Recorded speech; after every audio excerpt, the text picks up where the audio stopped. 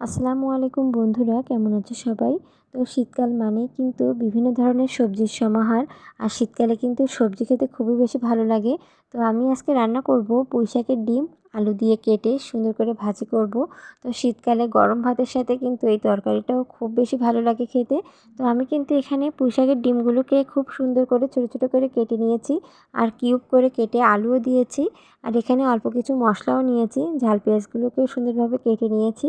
এখন রান্না করতে চলে আসলাম সব কিছু নিয়ে। তো এখন কিন্তু আমি এই মশলাগুলোকে খুব সুন্দরভাবে কষিয়ে নিচ্ছি একটু। মশলাগুলো একটু ভাজা হয়ে গেলে তারপরে এখানে এই যে কেটে রাখা পুঁই শাকের ডিমগুলোও দিয়ে দিলাম। তো এখন আমি মশলার সাথে এটাকে খুব ভালোভাবে নেড়েচেড়ে মিশিয়ে নেব। তো কিছুক্ষণ নেড়েচেড়ে একটু ভাজা ভাজা করে নিতে হবে।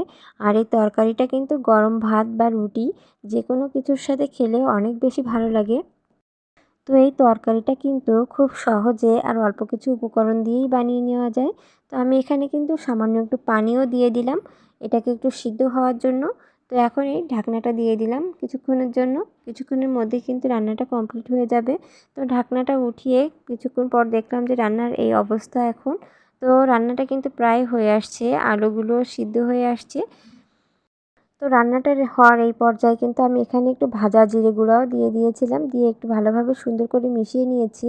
আর কিছুক্ষণ নেড়েচেড়ে আরেকটু ভাজা ভাজা করে নিলেই আমার রান্নাটা কিন্তু কমপ্লিট হয়ে যাবে।